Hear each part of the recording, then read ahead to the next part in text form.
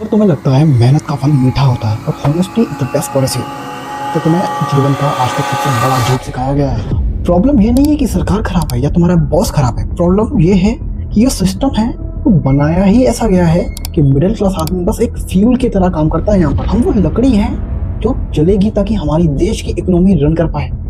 हम कोई नागरिक थोड़ी ना है इस देश के, हम बस एक टैक्स पेइंग मशीन है। आज इंडिया में मिडिल क्लास होने का मतलब पता है क्या? एक ऐसी रेस में भागना यहाँ पर फिनिश लाइन एग्जिस्ट नहीं करती। जॉब मार्केट में आओ तो टैक्स तो ऐसे काटा जाता है जैसे हम कमा नहीं रहे हो, वहाँ चोरी कर रहे हैं। और सोसाइटी में तो हम बस दिखावे के लिए जिंदा हैं। गाड़ी खरीदो तो टैक्स, पेट्रोल भरवाओ तो टैक्स, रोड पे चलो तो टैक्स, और अगर रोड टूटी मिली और उससे जो गाड़ी का नुकसान हुआ वो भी खर्चा तुम ही पे करने वाले हो। बेसिकली अमीर को मिलता है टैक्स रिबेट, गरीब को मिलता है सब्सिडी, और हम मिडिल क्लास आदमियों को क्या मिलता है? ठेंगा मिलता है। दोस्त, आज की वीडियो उन लोगों के लिए जो पहली तारीख को अमीर फील करते हैं और 10 दिन बाद गरीब हो जाते हैं। सबसे पहले शुरुआत करते हैं सिस्टम से। सिस्टम को इस बात से कोई फर्क नहीं पड़ता कि तुम कितने टैलेंटेड हो। सिस्टम को इस बात से फर्क पड़ता है कि तुम कितने बड़े वाले गधे बन सकते हो। हमें बचपन से क्या सिखाया जाता है? बेटा पढ़ लो, लाइफ सेट है। बेटा नौकरी कर लो, लोन लेके घर ले लो, लाइफ सेट है। ये कोई सेट लाइफ नहीं है मेरे भाई, ये बस एक ट्रैप सेट हो रहा है और कुछ नहीं। बेटा जिस दिन तुमने 20 साल का लोन ले लिया ना, असली गुलाम तो तुम तब बनोगे। अब तुम बॉस को ना नहीं कह सकते, अब तुम रिस्क नहीं ले सकते, अब तुम 9 से 9 5 घिसना ही पड़ेगा तुम्हें। क्यों? क्योंकि 5 तारीख को मेरे भाई आपकी कटनी है EMI। अब सरकार की बात करें, एक एवरेज मिडिल क्लास आदमी अपने जीवन में या सालों में जितना कमाया होता है उसमें से 40% हिस्सा हमारी सरकार ले जाती है टैक्स के रूप में। अब वो कैसा भी हो, डायरेक्ट हो इनडायरेक्ट हो, है तो वो टैक्स जा तो जेब से ही रहा है। और इसके बदले में हमें क्या मिलता है? गवर्नमेंट स्कूल जहाँ बच्चे हमारे पढ़ सके? नहीं। एक ऐसा हॉस्पिटल जहाँ हम अच्छे से इलाज करा पाए? नहीं। एक ऐसा एजुकेशन सिस्टम जहाँ हम बच्चों को कुछ सिखा सकें बिना किसी कोचिंग इंस्टीट्यूट के? नहीं। तुम टैक्स भी दो, तुम प्राइवेट स्कूल भी जाओ, तुम कोचिंग की फीस अलग दो, फिर तुम हॉस्पिटल प्राइवेट वालों के लिए अलग व्यवस्था रखो।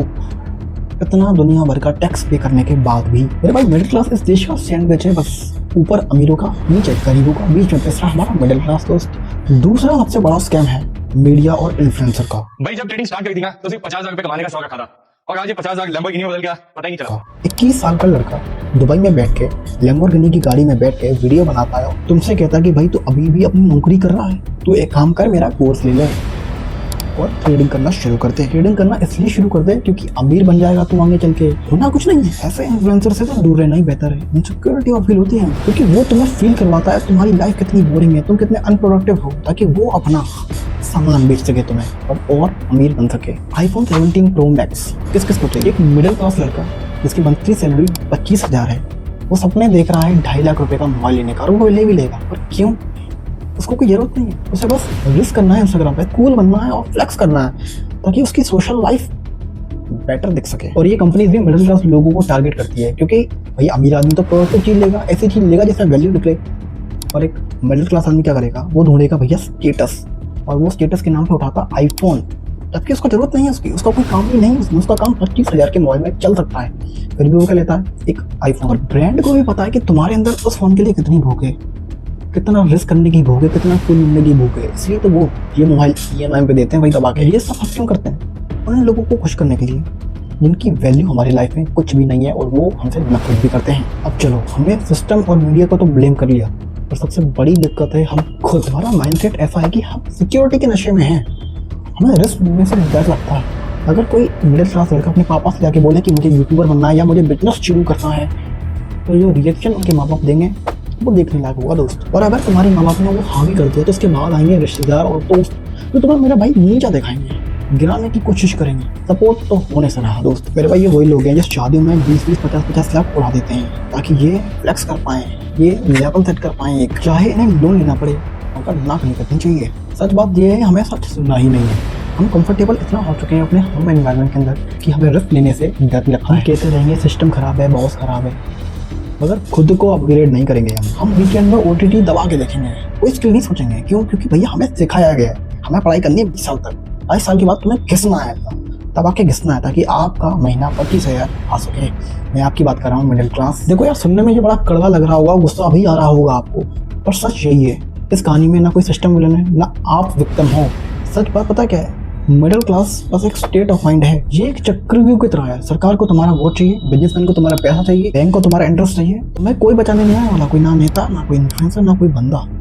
अगर तुम्हें इस चक्रव्यूह से बाहर निकलना है तो तुम्हें ये बात एक्सेप्ट करनी पड़ेगी कि ये दुनिया फेयर तो नहीं है। क्या मेहनत की वैल्यू नहीं होती, यहाँ वैल्यू होती है वैल्यूज की। जब तक तुम रिप्लेसेबल हो तुम यूज किए जाओ। जिस दिन तुमने खुद की इरिवर्सिबिलिटी बना ली तुम रियल गेम चेंज कर दोगे। मैं ये रेंट किसी को नीचा दिखाने के लिए नहीं कर रहा हूँ। मैंने अपने पिताजी को देखा है, महीनों पे जब उनकी तनख्वाह आती है और 2 दिन बाद वही तनख्वाह गायब हो जाती है, मुझे बड़ा देख के दुख होता है। मैंने बहुत लोगों को देखा है फेक लाइफस्टाइल के चक्कर में लोन के नीचे दब के मर गए। दुख होता है ये देख के कि हमारा देश का सबसे ज्यादा हार्ड वर्किंग ऐसे इग्नोर किया जाता है। अगर तुम्हें मेरी बात बुरी लग रही है तो शायद ये वीडियो तुम्हारे लिए ही थी। सिस्टम को गाली देने से घर नहीं चलता, सिस्टम को समझकर उसके ऊपर लेवल निकल के उसको हैक करके तब घर चलता है दोस्त। तब आता अंधा पैसा। जब तक फेयर बने रहोगे ना इस देश के अंदर तो मुझे नहीं लगता आप कमा सकते हो 10 रुपये भी। ईमानदारी से तो बिल्कुल भी नहीं। जितना भ्रष्टाचार है हमारे भारत के अंदर, ये मुझे नहीं लगता कि यहाँ ईमानदार की कोई अहमियत है। भाई अगर बातें दिल पे लगी हो और कुछ समझ आया हो तो उसको प्लीज़ शेयर कर देना, शायद किसी और के भी कान खुल जाए। सच धीरे फैलता है लेकिन दूर तक जाता है। मिलते हैं अगली वीडियो पे। जय हिंद।